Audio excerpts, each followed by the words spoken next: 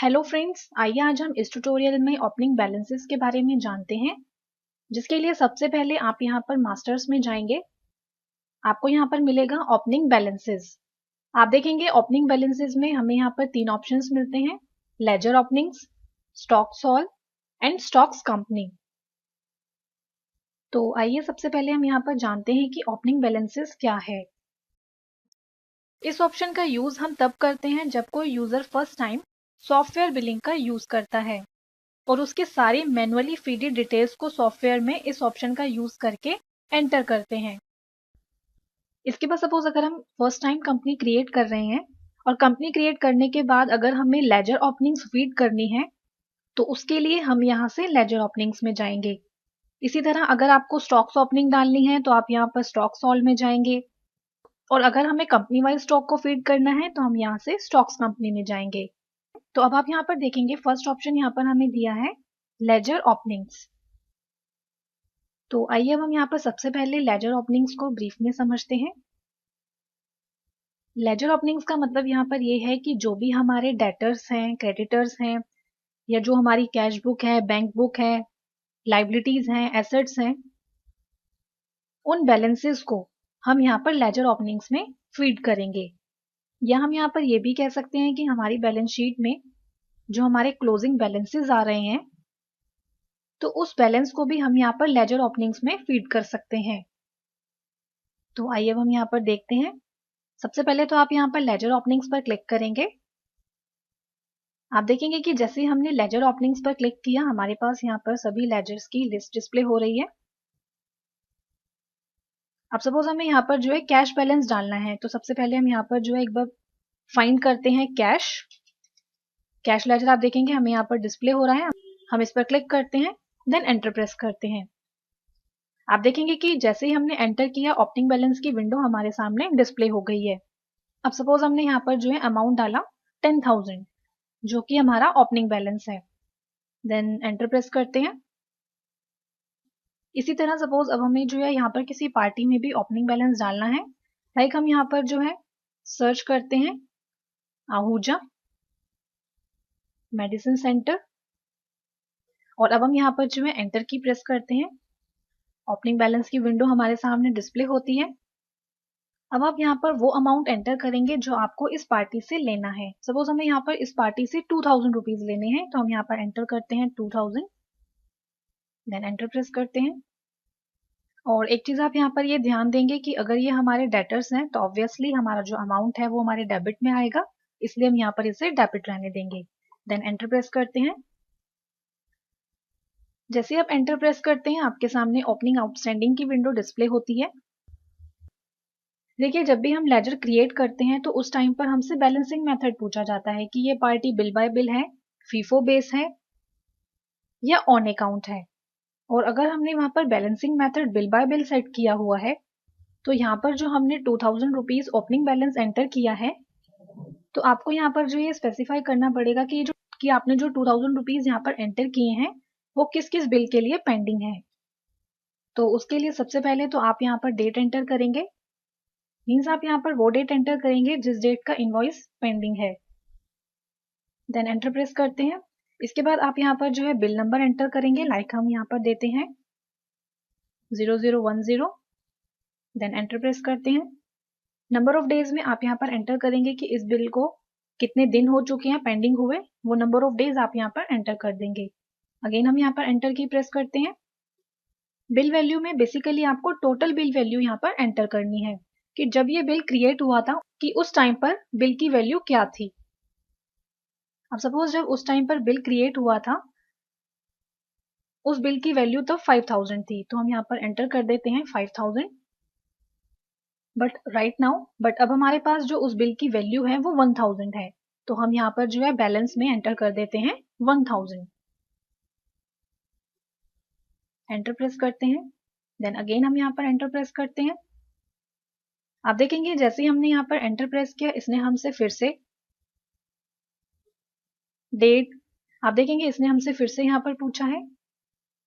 Means कि जब तक ये बैलेंस क्लियर नहीं हो जाता उस टाइम तक ये सॉफ्टवेयर आपसे यहाँ पर पूछता रहेगा। जब तक ये बिल अमाउंट क्लियर नहीं हो जाता तब तक आपसे ये सॉफ्टवेयर ऑटोमेटिकली पूछता रहेगा अब आपसे यहाँ पर ये दोबारा पूछ रहा है कि जो सेकंड इनवॉइस है उसकी क्या डेट है, वो आप यहाँ पर एंटर कर देंगे। लाइक हमारा जो सेकंड इनवॉइस है उसकी जो डेट है वो है 15/4/2003। एंटर प्रेस करते हैं। अब सपोज यहाँ पर जो बिल नंबर है मीन्स जो इनवॉइस नंबर है वो है 0020। एंटर प्रेस करते हैं। इसके बाद आप यहाँ पर बिल वैल्यू एंटर करेंगे। फर्स्ट टाइम जब वो इनवॉइस क्रिएट हुआ था तो उस टाइम पर बिल की वैल्यू क्या थी, लाइक हम यहाँ पर देते हैं 7000, बट अभी हमारे पास उस बिल की जो वैल्यू है वो है 1000।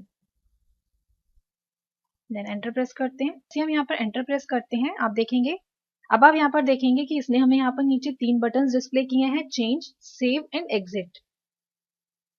आप देखेंगे कि जैसे ही बिल का अमाउंट क्लियर हो जाता है सॉफ्टवेयर ऑटोमेटिकली आपको ये 3 बटन यहाँ पर डिस्प्ले करता है। आप देखेंगे यहाँ पर फर्स्ट बटन आपको दिया है चेंज का। इट मीन्स कि अगर आपको यहाँ पर किसी इन्फॉर्मेशन को चेंज करना है तो आप यहाँ पर चेंज के बटन पर क्लिक कर देंगे, और अगर आपको लगता है कि सारी इन्फॉर्मेशन ठीक है तो आप यहाँ से सेव के बटन पर क्लिक कर देंगे। क्लिक करते हैं। इसके बाद सपोज हम यहाँ पर जो है एक बार क्रेडिट बैलेंस और एंटर कर देते हैं। लाइक हम यहाँ से पार्टी चूज करते हैं Ranbaxy India private limited. Enter करते हैं।